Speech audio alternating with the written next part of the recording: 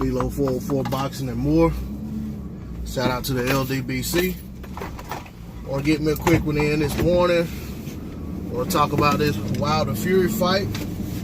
We're less than a month out on it.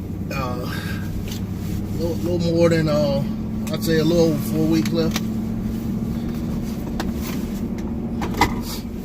Not for 4 weeks, but you know what I mean. Anyway, I did watch the special on BT Sports. I think it was filmed last week. Well, at least it debuted last week with Kugan Cassius. Well, this little documentary on Fury and Wilder visiting them in training camp, kind of similar to 24/7 series used to be on. I think it was on HBO. And I forgot what the one on Showtime was called. Showtime has a similar one, but I can't remember what it's called. But anyway, it's been a while since it's been a pay-per-view fight on Showtime. But anyway, very, very enjoyable. I enjoyed the content there. Good inside look at the personalities of both guys, the people around them in camp, so to speak, as far as the guys that help them with training, sparring partners, etc. You know, in-depth look at the type of personalities the guys have, and you see more of who the guys are when they're not face-to-face with each other, having to try to exude bravado and brass as to try to intimidate the other guy or trying not to give any ground. So it seemed more natural. It seemed more real than when they're in these face-offs or press conferences and so forth. So not that I think either guy's being fake there. I just think that it's more of a competition there because they're face-to-face with each other. So it's not as free-spirited as it is when they're being visited and talked to in depth when the other guy's not around. So like I said, it was very enjoyable to me. And I look forward to more episodes coming out. I look forward to Showtime when their series comes out. I'm sure it should be coming out in the next week or so. I'm pretty sure they'll do one. But anyway, the other thing I want to talk about, you know, a lot of guys still, a lot of guys making excuses for Fury before the fight ever happens. Still talking about the weight, still talking about the layoff, still talking about the inactivity and the 2 guys he fought when he came back, saying he needed 2 more fights or 4 more fights and this, that, and the other. Guys, I want to say, when a prize fighter at the level of a Tyson Fury says he wants a fight with a guy, you have to believe him. When he says he's ready for a fight with a guy, you have to believe him. I mean, give credit where credit's due. I know some of you guys have gotten used to listening to a champion make excuses as to why he can't fight another champion, but that's not the norm. The norm is that a champion is willing to step up and fight other champions. You know, it's just that in this era, you hear all these excuses. You know, I mean, even look at, the rumor is Keith Thurman's coming straight off his layoff fighting Sean Porter. Sean Porter is an Errol Spence, the fight we wanted for Keith Thurman, but none of us wanted Keith Thurman to go straight into that fight Errol Spence. I don't want to see him come straight in there and fight Sean Porter. But the reality is, whatever the outcome of that fight is what the outcome is. Keith Thurman feels, if he goes in straight into that fight, he feels confident enough that he can handle Sean Porter straight off of that layoff, and that's a 2-year layoff with no tune-ups. Hey, if he feels like he has that kind of self-belief, who are we not to believe it? So the same applies for Fury. If Fury had 2 layoffs and 2 fights since his layoff, and I'll say that in both fights, and maybe not so much the first one because of the body of work wasn't there. It was a quick outing. But that second fight went the distance with all 12 rounds. Fury looked just like he did against Hammer and against Vladimir Klitschko. So I'm not going to I'm not gonna sit there and make excuses for him. If he doesn't look like you expect him to see against Deontay Wilder, credit Deontay Wilder. Because the bottom line is, I think a lot of guys Tyson Fury has fought, has done a lot of standing around looking, waiting for openings and stuff, and Fury was taking that away from him. And they couldn't pull the trigger like they needed to. Didn't really engage with him like they should. I don't see Deontay Wilder doing that. I never felt that way. You know, like I said, when this fight, I've said this before, I'll say it again. When this fight first started being kicked around, even before Fury fought Klitschko, but I'll even go a step further and say, well, when it really became serious was after Fury fought Klitschko and won those belts, came to the Wilder fight against Spilka. Povetkin was there. I want to say Joseph Parker was there as well. We know the IBF champion at the time, Charles Martin, was there because he fought on the undercard and won his title by injury against Glasgow. Glaskov, I can't remember how to pronounce the guy's name, but anyway. So, you know, you had quite a few guys there, and you know, the thing was that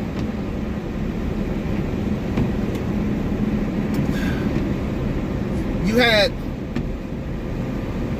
Fury there, sure enough, ready to go to war. I mean, that ready to ready to take Wilder's head off, or at least ready to pretend as if he's gonna take Wilder's head off. And what happened was a whole bunch of posturing, WWE style. And Wilder already had a fight with Povetkin lined up. Fury was supposed to be rematching Klitschko, and the fight never came off because shortly thereafter, Fury ended up going off the rails and leaving the sport, losing all his titles via either vacating or being stripped. And then you had the rise of Anthony Joshua going around collecting all those belts, you know, fighting a bunch of guys that can't hold Wilder's jockstrap, with the exception of old Klitschko, which I think Wilder would have took care of him in dominating fashion as well, and without almost getting knocked out. But that's just my opinion. You know, we didn't see the fight, so all I can say is what I think. But you know, for those of you that are saying Fury isn't ready, Fury's gonna do this, he's gonna do that, but probably lose because of this or because of that, and basically making excuses as it pertains to his inactivity, his drug abuse, his mental illness, prior mental illness, or current mental illness, or whatever you want to make, whatever excuses you want to make. I mean, the bottom line is the fight's happening now, and a lot of you same guys that are making excuses said the fight wasn't going to happen. And a lot of you guys said that in saying so, were saying that no way Wilder is going to fight Tyson Fury. He knows better. You know, Fury will dominate him. Same guy. You think we haven't forgotten that you were saying the same thing about Luis Ortiz until Wilder knocked him out. And those of you that are holding on to that are still crying about, you know, Wilder not being stopped in the 7th round. But at the end of the day, when Wilder got that stoppage, when he knocked Ortiz out, you guys wanted to put 10, 20 years on his age. But you weren't saying that prior to the fight. And then at the end of it all, like I said about Ortiz, if your favorite fighter ain't trying to fight him, I feel like the same way I feel about Dillian White. Y'all need to keep the man's name out of your mouth. Just like Dillian White wants to always use Ortiz's name, and then as soon as Ortiz, you know, pulls up on him, oh no, he don't want any trouble. So, you know, it's the same old thing, same thing, different day. You know, so with Wilder and Fury, unless something devastating happens in the coming weeks, the fight's gonna happen. These guys are going to go out there and give it their all. The best man will win the fight. There'll be no excuses. You know, on that documentary, I think it was Jay Diaz said something that I ain't even thought of myself. You know, Wilder last fought in March. Fury has fought twice since March. So, I mean, who's the fresher fighter? Wilder fought in March and basically wasted the whole year trying to get an AJ fight. That never came. And then eventually signed to fight Fury. And from March to December, no fight. So about a 9-month stretch without a fight. And now you got him facing Tyson Fury, one of the most skilled heavyweights out there, pure boxers out there. And he's confident enough that he's going to get the job done. And he's not confident because of that layoff. He's confident because of what he brings to the table. You know, if you guys remember when Fury got in that ring with Wilder, Wilder told him, so when you get in the ring with me, I will baptize you. Hey, I believed it. And I still believe it. But for those of you that are saying that on the other side of the spectrum, there are those of you that are saying Fury is going to embarrass him, dominate him, and he's going to expose Wilder for the fraud that he is. To that I say, each and every one of you that have that attitude, please keep that same energy come December 1st. And come December 2nd, don't disappear. Don't take your channels down. Don't take a break from YouTube. A lot of you guys that have been doing all that popping, I've been screenshotting stuff. I mean, I'm gonna come looking for you, because I can be that petty sometimes, because I know when I put up a video not saying word one about Anthony Joshua, excuse me, you guys come seek me out and start calling Wilder a fraud and a bum and talking about AJ did this and where was Wilder at 21 fights and all that. So hey, I may choose to be just as petty. And should Wilder lose the fight, I'm not gonna make an excuse for him. I'll just say he lost to a better man. I just don't see that happen. But there again, I never saw Wilder losing to Tyson Fury. I know styles make fights, but when I saw Fury get hurt like he did against Steve Cunningham, and I know Cunningham's an older fighter who wasn't able to stay on top of his game, you know, weren't able to keep that activity up once he hurt Fury. I know that if Wilder lands anything close to that same shot, he's going to get him out of there. The only time we've ever seen Wilder get somebody hurt and not stop him was Bermane Stiverne in the first fight. And when he got him hurt badly, it was at the end of a round. The ref didn't call it a knockdown for some reason, and he ruled it a slip. But Stiverne was on, you know, he was on shaky legs when he went to the corner. I mean, he was hurt pretty bad. But you might as well say the bell saved him. But I haven't seen anybody else get hurt bad versus Wilder and not get stopped. Matter of fact, we haven't seen anybody else fight Wilder and not get stopped, including Stiverne in a rematch. Now that being said, there's always an exception to the rule. You know, Stiverne was that exception, and if there was one exception, there can always be two. So I'll even go a step further and say that I know probably 9 out of 10 people that are saying if the fight goes to distance, Wilder loses the fight. In my opinion, if the fight goes to distance, that means Fury played keep away all night, and he probably gave away round after round after round trying to stay away from Wilder. Because I can't see him getting in enough to pity-pat Wilder with punches without catching something in return. And I've said this when the fight first got announced, and I'll say it again. If Fury goes out and pulls a Malik Sealy versus Luis Ortiz, not Malik Sealy, bless him dead, Malik Scott. If he goes out and pulls a Malik Scott against Luis like how he fought Luis Ortiz, he's not winning this fight. He's gonna lose wide on the scorecard. And it'll be obvious and apparent to everyone in the arena, everyone watching on TV, that he's fight scared. And a lot of people are gonna probably use that excuse that, well, Fury just wasn't ready for this fight. So, hey, I'll say it again like I said before. If Fury isn't ready for this fight on December 1st, Fury was never going to be ready for this fight.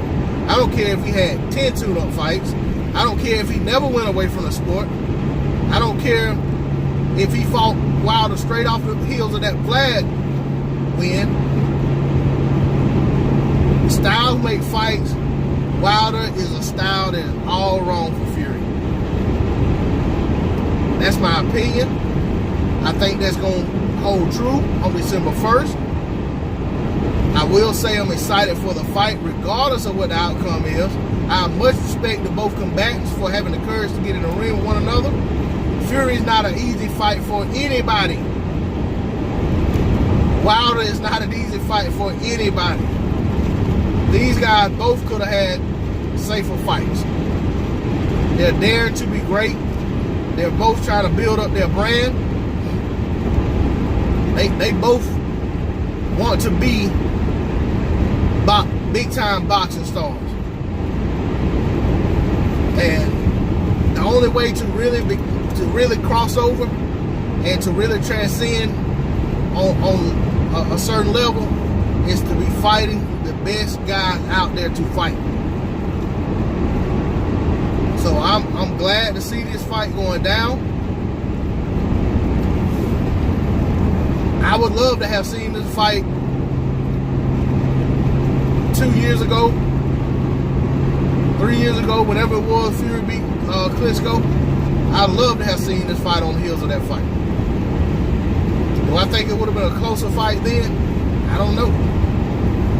It may be closer now than it would have been then.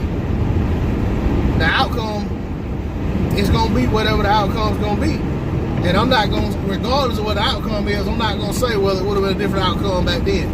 Just like I didn't say that with Floyd and Pacquiao. I mean, you got the fight when you got it, and whatever the outcome was, what the outcome was. And in my opinion, whatever it was, I just say, hey, it was going to be what it's going to be. And that's what it is. So, I'm definitely tuning in to watch these guys. I was thinking I was going to make it out to LA to the fight, but that's not going to happen. So, I will be sitting in my living room watching it on pay-per-view. And really going to, enjoy the fight. Hope the undercard's exciting to watch as well. But honestly, I really hope there's a lot of knockouts on the undercard, and I hope the fight gets underway as quick as possible. Because I haven't been excited for a fight in quite a while. As excited as I am for this fight in quite some time. I'm very excited about this fight, and I think it's going to be as good as advertised. So, shout out to the LDBC. Shout out to New Media. Shout out to my subscribers, to my repeat viewers, and people that are new to the channel that haven't subscribed to the channel. I ask that you please subscribe. Hit that bell icon. Drop a comment in the comment section and hit that like button on the way out. I appreciate it. I'm out of here. Peace.